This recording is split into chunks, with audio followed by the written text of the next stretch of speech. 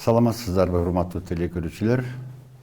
Бүгүн биз мындан ары бир айда 2 жолу айыл тагдыры жөнүндө аңгеме куруп турууну туура таптык. Биздин көрсөтүүнүн биринчи коногу Жумадыл Бердиулович Эгембердиев. Жумаке, сизге мындай суроо да. Айыл тагдыры, эл тагдыры. Элдин 3/2 бөлүгү айылдарда жашайт. Siz öndürüşçü, жаратман insan қатары, бүгінгі айыл өндірушілерінің авалын экономикалық көзқарашымен сүреттеп берсеңіз. Бізде Қырғыз мамлекетін аграрный өлкө деп коебуз да. Бул илгертен бери келе аткан түшүнүк. Илгери Союз кезинде biz жалаң ет, süt тармагын тейлечүбүз, анын баары Москвага кетчи илгери. Андан кийин Союз таркагандан кийин ар ким өзүнчө рыноктун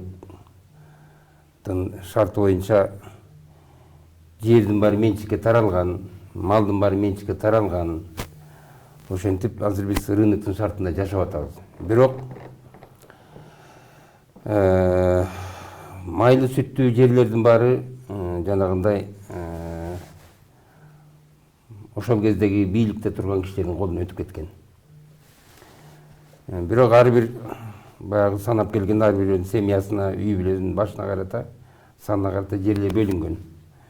1-ден, 2-ден, 3-ден гектар жерлер бар. Даже 20 сотук жетпей калган жерлер бар.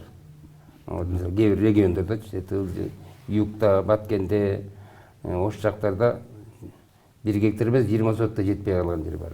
А башка жерде 2-ден 3-ден гектар. Багардын баары бөлүнгөн. Анан элдер бүгүнкү күндө айыл чарба дегенде жалаң эле малдын артынан көнүп калганбыз, илгертен эле кылымдан эле малчылык. Мал киндиктүү эл биз деп коебуз. Ошол малдын артынан бүгүн деле жүрөбүз. Мына бир 70% деп коелу, элдин 70% ошол малдын артынан эле жүрөбүз. Анан ошол малдан кандай пайда чыгып атат, кандай тыйынак чыгып атат. Мына ушунда да кептин баары. Анан жанагы бөлүнгөн жерлерди эмне айтып атат? Өндүрүмдүүлүгү жөнүндө кеп кылсак. Кирешелүүлүгүндө кеп кылсак. Малдын сүтүн бүт жайлоолордон, ар бир райондон 5 литрден тапшырат, 3 литрден тапшырат, 10 литрден тапшырат. Бүт региондун баарынан чогултуп келип, анан бу жерде жанагы сүт иштеткен заводдор иштетип, алар өздөрүнүн бизнесин кылып атат. А ошол жанагы айыл жергесиндеги адамдар 2 үй болуп, 3 үй болуп сүтүн тапшырат, анан этин сатат. Этти, сүттү бүгүнкү күндө Казакстан алып атат. Биздин сүт менен этти алар жакшы алат. Бирок жалпы алып келгенде кара курсактын лайын менен эле жүрөбүз да. Ушу кара курсак тойсо эле болду. Кара курсак тойсо эле. Ошого ыраазыбыз да. Бул мамлекеттик масштабта дагы жанагы айыл чарба министерствосундагы болгон жасаган эмгектер ушу элди кантип тойгузабыз деген маселе да. 12 миң киши иштейт экен деп угуп атам. Ушундайбы? 11 миң киши. 11 миң киши иштейт экен. Ушул кара курсактын лайынан жүрөбүз.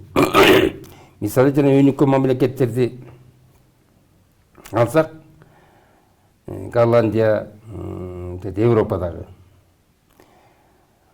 Ошол калкты тойгузуш үчүн 3%-тен 6%-ке чейин эле эл айыл чарба менен алек болот. Жер жемиши болобу, буудай болобу, арпасы болобу, калган тамак ашы болобу, ошондой эле. А биз 70%-тен ашык эл ушул 6 миллионду араң-араң тойгузуп атабыз. Экспорт деген түшүнүк жок. Бизде айыл чарба продукциялары экспорт жыргай турган экспорт жок. Эми ушу карагып саткан тышкары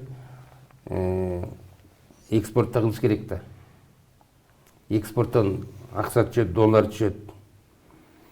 Мына ушул жагынан биз эми ошол элдин 3/2 кандайдыр бир айыл өндүрүшүнүн көлөкөсүндө жашап келет. Мына бүгүн мамлекеттик машинанын берген маалыматына караганда 454 000 юбилейлик фермерлик чарбалар бар экен. Экинчи жактан кандайдыр бир сорулуп чыккан агрохолдингдер бар.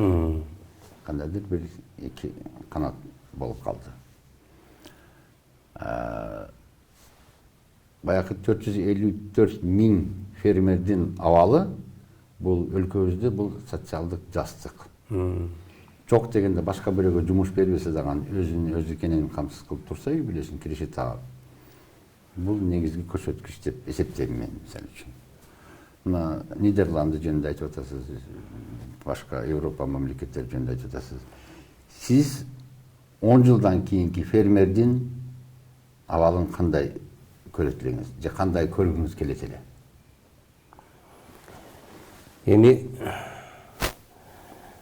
10 жылдан кийин фермер мына бүгүнкү күндө мындай болуп атат да. Ошол жанагы 1 гектарга орто мындай дыйкан эмне айдайт? Арпа айдайт. Чөп айдайт. Арпа айдайт, чөп айдайт, беде. Буудай айдайт, анан картошка айдайт. Ушуда мындай эң мындай популярный, эң оңой, ошонун артында эле жүрөт. Мына жана көрсөткүч боюнча ушул 1 гектар эмне берет ошол дыйканга? Ошону эсептейли да. Мына жөнөкөй эле. Ар бир дыйкан билет. Мисалы жанагы эле арпаны алалы. Арпаны 3 центнерден алса алат, албаса 2,5 центнер алат.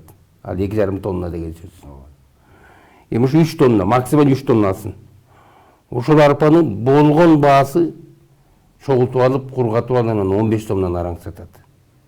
Бүгүн 20 сом деген. Мейли 20 сом деп коёчу. Мына бүгүн 20 сом.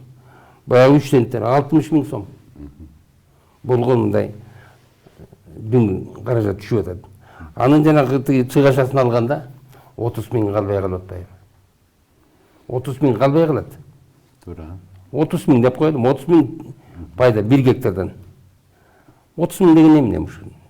Жаздан тепте жаздан баштап күзүндө айдайт, анан жазында малалайт, анан себет, сугарат, сугарбаса багары бар, чыгым ошонтип отур күзүндө баягы бышкан эмесин сатып ошо менен баягы алган пайдасы ошол. Ал дыйкандын 5-6 баласы бар да. Анан ошондон улам мен ойлойм да, ушинтип кыргыз канча жүрөт дагы. Анан ошол эле дыйкандын бир дагы малына келеличи, малына общий доход санайлы. Анын бир 3-4 уyu бар, средний. Анын да бир тыгы жылкы багат, да бир 2 бээси бар. Анан орто да бир 40 кою бар деп коелу. 40 кою бар, средний да ушундай. Эми ошол баягы 40 кой же бир 80-100 болуп кетпейт. Же такыр кырылып калбайт да. Ошо менен баягы дыйкан багыш баягы малдын артынан жүрүп атпайбы, өмүр бою, өмүрүн өткөнчө. Малга кул болуп атат кыргыз. Мал адамды сүйрөбөй атат кыргызды астыга. Астыга сүйрөбөй атат, экономикасын сүйрөбөй атат. Мал чарбасында рентабелдүүлүк жок аста. Жок дейм, каяктан жок. Эми ошол жана мал карышкыр жейт, анан жанагындай эме болот, жут болот. Ошо менен расходун жакпайт бирин.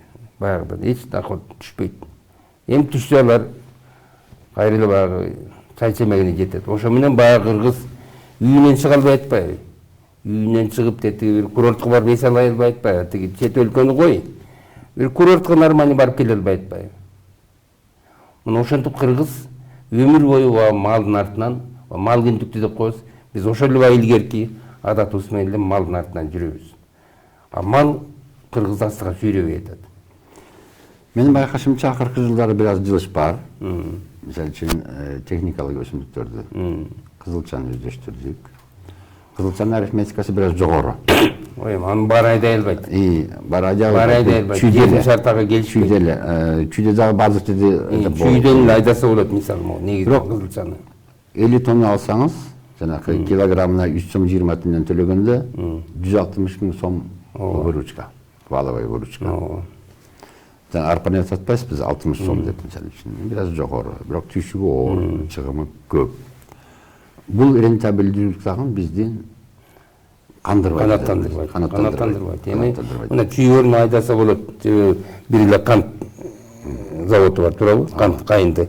Анан тетти Кошкордо айдап бу жака ташып келгенче эле каражаты канча болот? Жумганы айдай ушул жака. Алар айла жок жанагын айдайт, арпаны айдайт, buğdaydı aytат, bedeni aytат. Анан бая айтып атпайсызбы? Кириши жок. Баарыбызга белгилүү. Ошо кириши жок болгондуктан бизде миграция күчөйдү. Ооба. Ички сырткы миграция. Дүйнө жүзүндө ушундай экен. Эгерде айыл жерлерде, кай жерде болбосун, Аргентина болсун, башка жер болсун, географиядан байланышы жок. Эгерде үй бүлөнүн кириши жок болсо, ал ордунан чыгып миграцияга кабылат экен. Ооба да. Качып жөнөйт, мыйзамдуу жол менен кетет экен. Бизде ушу миграция бүгүнкү күндө ашыры даражага жетип, трагедиялык формага жетти деп эсептейм да. Мисалы, буга көз карашыңыз кандай? Эми албетте ал миграция деген өзүнчө мындай боштондук деп коет, кай жерде эмне бош болсо ошол жака ооп кете берет, жана суу сасуудадай. Албетте бул жерде көрүп турат да, тиги Россияда, же Казакстан, же башка өлкөлөрдө тиги жерде спрос бар. Кара күч талап бар, кара күчкө, ар кандай жумушка талап бар. Аны ошол жака кете берет. А бул жерде жанагы эле малда, жанагы эле өмүр бою ушу малдардын жүрө береби. Кыргыз анан өнүкпөй атат да. Мал менен жүргөн киши ал билим ала албайт. Ошо мал менен мал болуп бүтөт да. Мал менен жок ошо жайып жүрсөң каякта? Туурабы? Азыр малдын айырмаң ас эле болот бай. Балаңды окута албасаң каражат жок. Өзүң окуй албасаң малдан күндө эртеден баштап кечке чейин малдан жүрсөң каяктагы сабак, каякта билим, каякта илим, каякта маданият. Анан мал актабай атпайбы? Анан кийин бул жерде мына бул жерде бизде сыртка саталы десе бул жерден таможнядан бизде мүмкүнчүлүк жок чыкканга. Туурабы? Мына таможня турат могу жерде. Тыюу салып да коюшкан. Таможня союзга кирип атабыз. Таможня союз деген жана Европада болуш керек. Европада болуш керек. Эмне продукцияңды кайсы өлкө болсун, свободно эч ким текшербей алып өтүп, ал эмес паспортуңду да текшербейт. Мына ошо Европадагыдай биз таможня союз болсок, мына ошондой жакшы болмок. А бүгүнкү биздин таможня союз ал бир эле өлкөнүн кызыкчылыгы үчүн каралган. Таң уланган проект. Таң уланган проект. Мындай таможня союздун кереги жок. Анан жана өндүрүмдүүлүк боюнча. Анан бүгүнкү күндө жанагы техникалык өсүмдүк деп атпайлыбы, жанагы багманчылык. Багманчылык. Себеби мынакей морки фрукту, алма өрүктөрдү айталы, алма, персик, абрикос, бүт жана фруктлар. Анан жанагы ягода деп коелу, жер жемиштери. Мына ушулардын азыр чоң талап бар. Россия болобу, башка өлкө болобу, Арабия өлкөлөрүндө, мына Монголияга сатса болот, Казакстанга сатса болот. Биздин элибиз элек алып эле жеп атат, бирок жетпей атат. Сапаттуу өсүмдүктөр жөнүндө болуп атат. А биздин өзүбүздүн баягы илгертеден калган, союздан калган алмалардын баары бүткөн алар. Жакшы, бизде стандарттуу талап, рыноктун талабына жооп берген алма жок бизде. Жок, объем да чыкпайт. Ошон үчүн азыр ушу жанагы арпа себип аткан, буудай себип аткан, картошка себип аткан жерлерге ошол техникалык өсүмдүктөрдү айдай турган кез келди. Мисалы, алманы алалы. Алманы алганда, могу алманы бул жердеги биздин ич арадагы көчөттөр болбойт. Стандарттуу тетяктагы американский, Европадан келиш керек. Алар чоң стандарттуу. Өңү да жакшы, анан сапаты жакшы, сапат жөнүндө кеп жүрүп атат. Ошолорду айдаса мисалы мына 1 гектарга алма айдасаң бир 20 тонна минимум жөн эле берет. Бери жагы эле. Бери жагы эле. А бул атак жакшы баягы капельный тиги тамчылатып сугарган технология менен пайдаланса 50-70 тоннага чейин алса болот 1 гектардан. Эми аны айтпайлы го 20 тонна алалы. 20 тоннаны 50 сомдон эле оптом любой жакта сатат. Мына кышында бактан сатса болот. Азыр 100дөн да кымбат. Азыр 50 сомдон алганда мисалы 20 тонна миллион сом болуп атпайбы? Аны кайсы фермер алат миллион сомду? Миллион сомду кайдан алат? Жок да. Жок да. Арпаны ала албайт. Анан жана арпага айдаган арпасы, айдаган буудайдын баасы Казакстандын буудай арпасынан кымбат болуп атпайбы себестоимость? Анан ушуга байланыштуу элди азык-түлүк менен камсыз кылуу деген түшүнүктү көп колдонушат. Айрыкча чиновниктер. Азык-түлүк коопсуздугу депчи. А менде бир башка көз караш бар да, бир аз бирөө-бирөөнү камсыз кылууга милдеттүү эмес. Бул советтик түшүнүк. Фрунзеде жашаган элдерди тамак аш менен камсыз кылыш керек, завод, фабрикада иштегендер камсыз кылыш керек деген плановый чарбанын чакырыгы болчу мисалы үчүн. Мен ойлойм бүгүн эч ким бирөөнү камсыз кылууга милдеттүү эмес. Айыл өндүрүшчүлөрү өзүнүн өндүрүшүнүн рентабилдүүлүгү жөнүндө ойлош керек. Демек, массалык түрдө кайсы эгинди өстүрсө, ошол эгинди өтүш керек мисалы үчүн. Шаардыктардын ал өздөрүнүн проблемасы. Эч ким шаардыктардын столуна бекер тамак алып келип беришке, же арзан тамак алып келип беришке милдеттүү эмес дегендей бир көз карашты айтам да мен мисалы үчүн. Себеби биздин баардык тамырыбыз айылда. Эгер айылдын көкүрөгү көтөрүлсө, өлкөнүн көкүрөгү көтөрүлөт. Айылдагы туугандарыбыз ток жашаса, демек биз дагы көңүлүбүз да ток, өзүбүз да ток дегендей да мисалы үчүн. Ушул жагдайда кандай ойлоруңуз бар?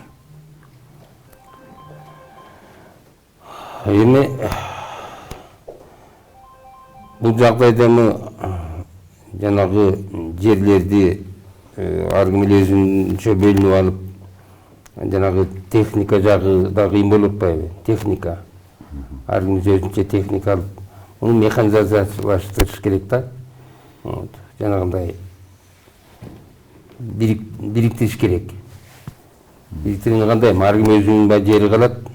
Бирок техниканы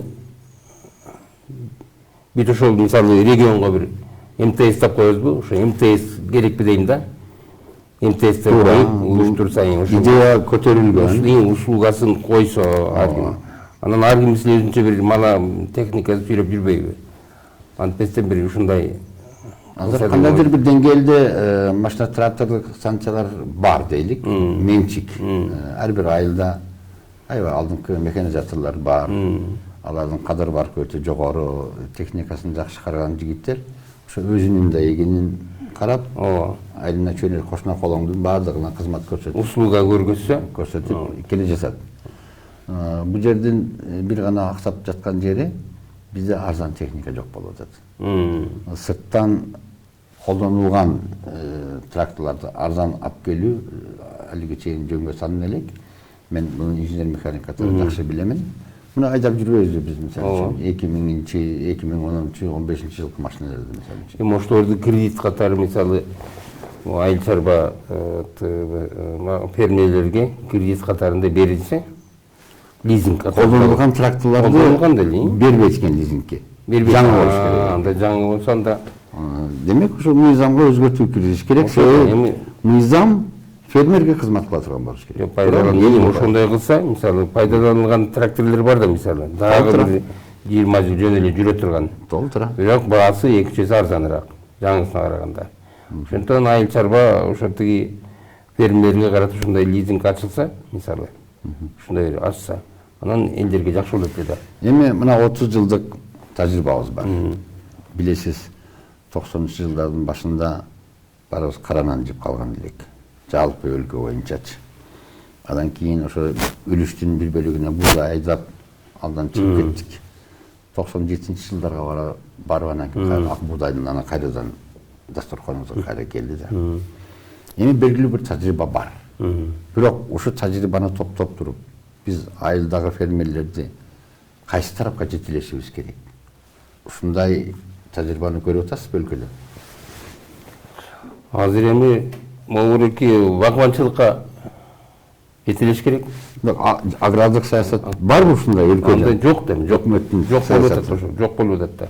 Жок болуп атат. Бирок эми рынок, жанагындай рыноктук немелер спрос пайда болсо, ошону даңазалаш керек, айтыш керек да.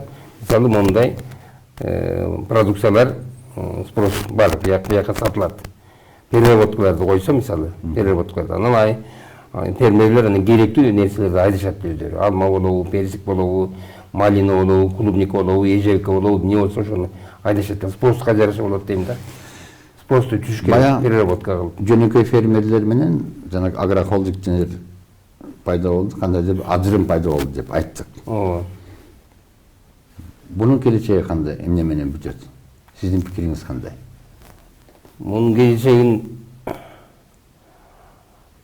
эми бул жерде агрохолдинг боюнча айтып атасың да? Жанагы ийгиликтүү чарбалар курулуп эми чыккан. ийгиликтүү чарбалар эми бул жерде жанагы 400төн ашык майда фермерлер бар деп атабыз. Алардын баары азыр жанагы тиги мамлекеттик эмеге кредитке жетпей калып атат да. Алар алган жок, такыр. Анан эле баягы бардын колунда эле тийип калып атат. Кимде байлык болсо ошолорго эле тийип калат. Ошон үчүн мен ойлойм, тиги жөнөкөй дыйкандарга дагы ошо арзан кредиттен бериш керек.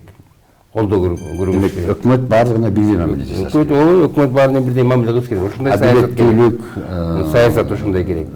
Адилеттүү агрардык саясат жүрүш керек. Мен бул ажырым жөнүндө сөз кылганым, Украинада, Россияда биз көрдүк да. Агрохолдингдер жердин баарын сатып алышкан. Техникасы бар. Өнүккөн чарба эсептелет. Бирок ошол айыл тургундары болсо, ошол эле Россияны алып көрсөңүз, мына биз чапкылап көрүп жүрбөйбүзбү Россиянын турмушу. Бул өтө жакшы көрүнүш эмес. Ооба. Айылда механизатор да калган эмес, жаштар да калган эмес. Себеби киреше жок. Айылдар жоголуп, канчаланган, канча миңдеген айылдар жоголуп атат мисалы үчүн. Ошон үчүн менин кооптонуум бар да, эгерде биз баягы ажырымды чоңойтуп бара берсек, катардагы фермерди колдобосок, биз дагы анчалык даражага барбасак деле баягы тамырыбызды кырккан болуп калабызбы деген коркунуч бар менде. Анан дагы бир эң негизги кооптуу нерсе, жана продовольственный безопасность деп коебуз го. Бул бизде мисалы өлкөдө 5% экен түзөң жер. Калганын бар 95% жана тоо жери. Ошон үчүн мен ойлойм да, бул түзөң жерди биз сары майдай сакташыбыз керек. 100 жыл алдыга караш керек да, 100 жыл. Мына мисалы 30 жылдын ичинде Бишкектин тегерегиндеги Бишкекти камсыз кыла турган помидор, бадыраң жана жашылчаларды айдай турган жердин баары жана бир этаж тамга таркап таштап турабы? Мына же болбосо ошол жерде жана дыйкандар ошол жерден жанагы бадыраң, сабиз, синтигусын айдап шаардын камсыз кылса жакын. Эми ушинтип отурса дагы бир 30 жылдан кийин эмне болот? Түзөң жердин баары ушинтип отуруунан бүт жалаң стройкага жоголот. Ошо мен ойлойм да, негизи түзөң жерлерди ошо продовольственный программа чече турган, продуктыларды ала турган, жер жемиш айдай турган жерлерди ошо берүүнү токтотуш керек да. Токтотуш керек. Мен сизди туура түшүнсөм, бүгүндөн баштап өлкөдө ушундай саясат түз айдоо жерлеринде үй салыш керек. Антпесе эми жердин майлуу жерлерин бүт эле жанагы олигархтар алып атпайбы. 1 гектарды алат, анан бирге бир үй салат. Ошо менен ал жерге эчтеке айдаганга болбойт. А үй салуу маданиятын тоо түптеп тоо деген бош турат. Туура. Азыр интернет бар. Электрик бар. Тоодо. Бүт шаардагыдан жакшыртай шарт таза жерде жашаганга шарт салса болот. Ошондо жанагы мына смог маселеси. Эгер ушундай саясат жүрүш керек да. себеби бул 100 жылдык план. 100 жыл астыга карап көрө билиш керек да. Анан орусча пойменный лиса дейт. Дарыялар аккан жерлердеги чычырканак. Биздин климатыбыз ошол жактан тоо этегинен калыптанат экен. Биз ошо мөңгүдөн баштап суу бизден агып өтөт, Ооба. Ана биз жаттанабыз. Кошуналарга кетти, сатсак болот эле тигүү деп. Жок. Бул тупик, андай жол жок. Мен айтып атам, бизди ким койдоп атат? Тамчы суга системасынын шарапаты менен ошо дарыяларды бойлоп пактик чычырканак тик эгер 2000 метрден бийик болсо 2200 метр бийиктикте болсо маданийлаштырылган көчөттөрү бар азыр. Калган жерлерге 2000 метрден ылдый жактарга мөмөлүү дарактарды тик, суун пайдалан. Анан бизден асканы алып кете берсин. Дейт. Ошол жол менен дагы биз 1 миллион жерди өздөштүрсөк болот экен. Эмне үчүн мамлекет ушул демилгени ишке ашырыш үчүн каржылабайт да максаттуу. Мисалы мен кайсы мен мурдагы жылы 19-жылы Израилге бардым. Израилге барып, аны мен шаардан шаарга кыдырып жүрөм да, машина менен кыдырып жүрсөм, жалаң түзөң жерлерде бүттең мындай теплица же болсо мындай өндүрүштө мындай айдаган бүт баягы жер жемиш бүт теплица жалаң ушундай айыл чарба продукцияларын айдайт экен да. Ушундай таң калдым. Анан үйлөрү, шаарлары жалаң аңдөң жерлер экен да. Аңдөң ушундай тоо төштөрдө экен да. Мен таң калдым. Анан жүрүп анан сурадым, ай, сен түз жерге эмнеге салбайсың үйдү ушундай тоо ташка эле салып алыпсың десем, айтат, бу жерде бизде мамлекеттик саясат бар дейт. Түз жерди сары майдай сакташат. Ал жерге жана айыл чарбага керектүү өсүмдүктөрдү өстүрөбүз. Түз жерге салганга уруксат жок. Ошон үчүн Израиль жанагы жашылча жемишти 1-орунду ээлейт экен да. Суусу жок. Суусу жок. Кумдун үстүндө. Бизде суу жок аларда. Анан бизде жерде ледник турбайбы? Мына ушул саясатты бизге жүргүзсөк болбойбу? Биз эми бир Улай Тааламдын бир мындай бир бекер ушул бир демесинде эле жашап атабыз да, чалчаң да белечи. Биздикиндей Кудайдын берген ресурс жок. Мына ледник турат могу. Мына ак мөңгү турат, Ушул мөңгүнү пайдаланыш керек да. Мөңгүнү пайдаланыш керек. Эгерде ушуну биз мындай үнөмдүү пайдалансак, жанагы жаңы технологияны кийрисек, жана тамчылатуу сугатын кийрисек, мына биз былтыркыдай курап калды, анан суу жок деп, анан былтырынан кургакчылык болду деп атпайбы? Бул өзү мамлекеттик саясаттын жогунан келип атат. Мамлекет ушуну көрө билиш керек.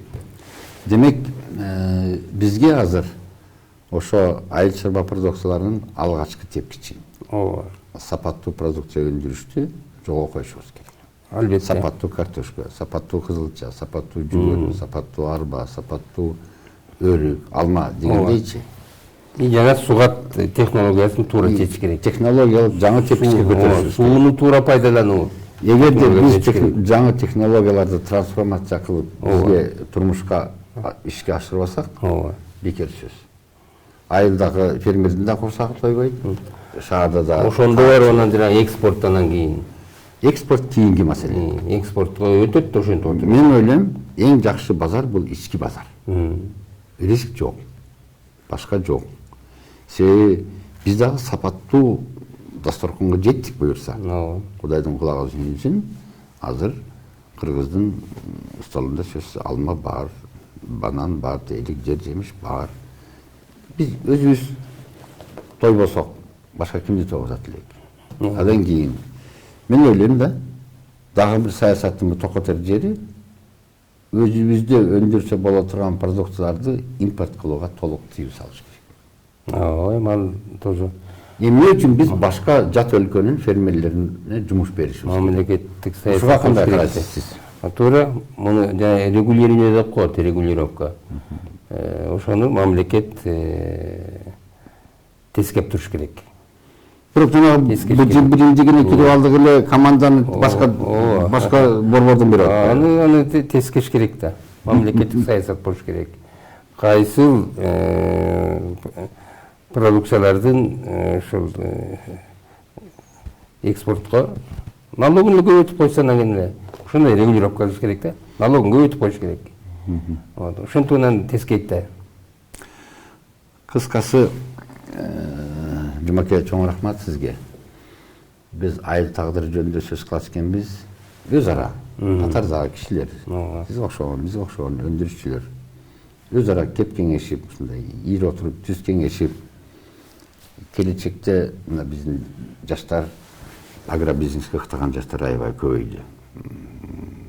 Жаштар эмес, биз окшогон кишилерге деле айыл чарба өндүрүшүн алып барыш өтө оор болуп атат. Бирок биз бул жолду басып өтүшүбүз керек деп бир айда 2 жолу ушундай көрсөтүүнү туура таптык. Сизди тажрыйбалуу жаратман өндүрүшчү катары биринчи конок катары чакырдым. Рахмат. Бул жерде мен да журналист эмесмин, сиз дагы дегендейчи. Биз, урматтуу телекөрүүчүлөр, биз эми айыл тургундары, айыл чарбасы өндүрүшү менен алектенген кишилер өз киндигибизди өзүбүз кесип, кандайдыр бир мамлекеттен милдетени күтүп отурбай, жардамды, сырттан инвестор күтүп отурбай, өзүбүздө өз алдынча оокат кылып түтүн булатышка даяр болушубуз керек экен да. Ооба. Чоң рахмат көңүл бурганыңыздар үчүн. Мындан ары дагы ошол айыл чарбасына тиешелүү кишилерди чакырып туруп ушундай эркин түрдө пикир алмашып, сиздерге маалымат берип турабыз. Саламатта калыңыздар.